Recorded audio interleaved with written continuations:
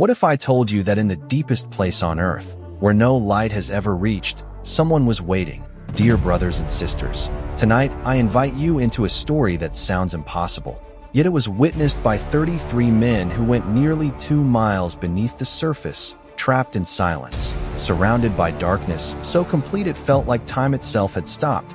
A place where hope does not survive for long, where even faith begins to fade. And yet, something happened there, something no one has ever been able to explain.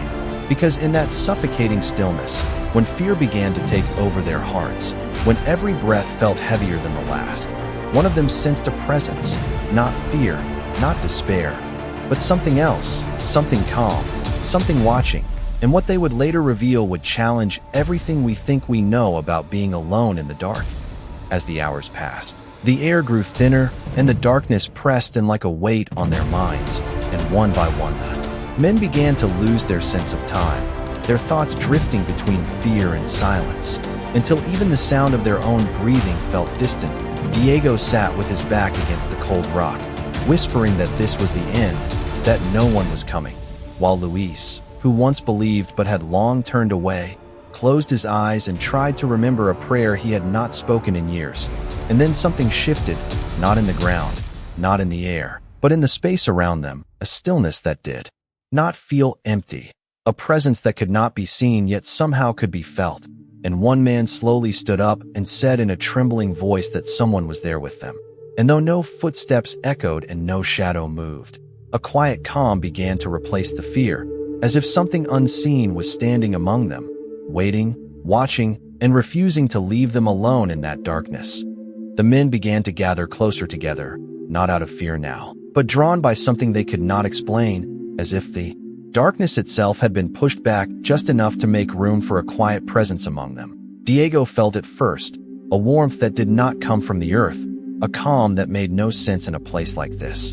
And he whispered that he could feel someone standing beside him, not speaking, not moving, but somehow guiding them to stay still, to breathe, to endure. And Luis, with trembling hands, finally spoke the words he thought he had forgotten, a prayer that rose slowly in the silence. And one by one the others joined, not because they fully understood, but because something inside them knew they were not alone. And then it happened, a faint light, soft and steady, not bright enough to reveal a face, but enough to break the endless black around them.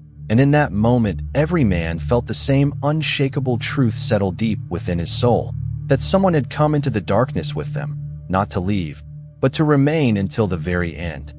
Time no longer moved the same way in that place, and none of the men could say how long they had been there. Yet something had changed deep within them. The fear that once consumed their thoughts had been replaced by a quiet strength that did not come from themselves. Diego, who once rejected the idea of faith, now sat in silence, no longer resisting what he could not understand, because every time he focused on that presence, he felt a peace that did not belong to the darkness around them. And Luis continued to pray, his voice steady now, as if guided by something beyond memory.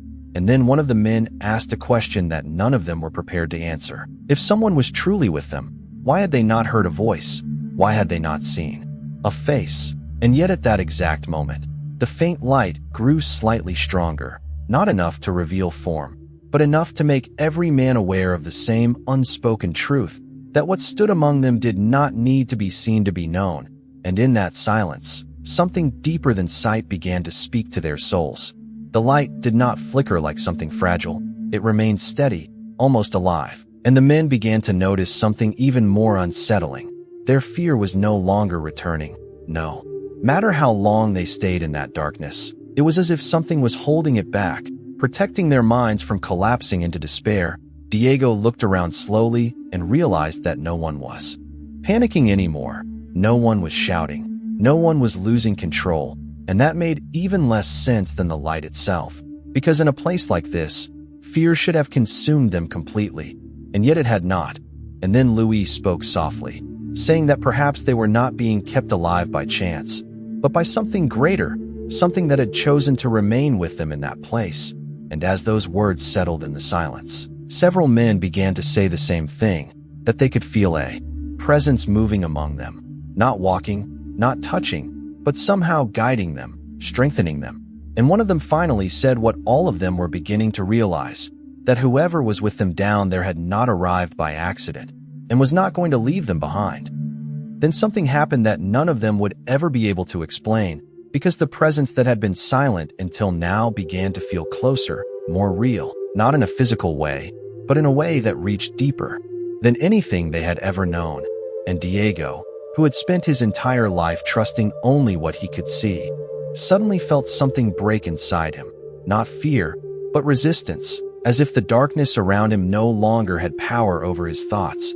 And he whispered that he did not understand what was happening, but he knew it was real. And Luis, with quiet conviction, said that some truths are not meant to be seen, but to be received. And as those words settled, the light expanded just enough to surround them all, and every man felt it at the same moment, a peace that did not belong to this world, a presence that did not come from the earth above or the ground below, but from somewhere beyond both. And in that moment, they were no longer waiting to be saved, because something had already found them in the darkness. When the rescue finally came, it did not arrive the way they had imagined. There was no sudden noise breaking the silence, no immediate sense of relief, only a distant signal that the world above had found them. And as the men prepared to leave that place, something unexpected began to happen. The light that had surrounded them did not grow stronger. It began to fade, slowly, gently, as if its purpose was complete. And one by one the men felt the presence withdraw, not abruptly, not leaving them in fear, but with a quiet assurance that it had never truly abandoned them. And Diego, with a voice that no longer carried doubt, asked the question that had been building inside all of them: if they were truly alone down there, then who had been with them all this time? And when they were finally brought back to the surface, each man was separated and asked the same question: how many of you were there? And every single one gave the same answer without hesitation: there were 34 of us down there, even though only 33 had ever gone in. The investigators could not explain it, psychologists questioned it, officials tried to dismiss it, yet the consistency of the testimonies remained unshaken, because each man, separated and unaware of the other's answers, described the same presence with the same quiet certainty, not a face, not a voice, but a being that brought calm into chaos. And Diego, who once rejected anything beyond logic, could no longer deny what he had experienced. He said that in the deepest darkness he had ever known, he felt more seen than in the light above. And Luis, with tears in his eyes, simply said that grace does not always arrive with thunder. Sometimes it comes in silence. And what made this even more unsettling was not just that they all spoke of a 34th presence, but that none of them felt fear when speaking of it, only peace.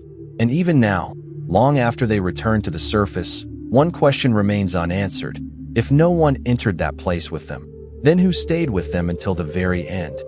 And now, brothers and sisters, the story does not end in that mine, because what those men experienced was not just about survival. It was a revelation, a reminder that even in the places where light cannot reach, where hope seems impossible, there is a presence that does not abandon, a presence that does not need to be seen to be real. And Diego, who once believed only in what could be proven, now lives with a certainty that cannot be measured, that in his darkest moment, he was not alone. And Luis, who had lost his faith, now understands that grace does not wait for perfection. It arrives when the soul is most broken. And perhaps the most unsettling truth is not that there was a 34th presence, but that every one of them felt known, seen, and carried through something they could not survive on their own. And if that is true, then the question is no longer what happened down there, but what it means for every one of us who still walks in our own darkness.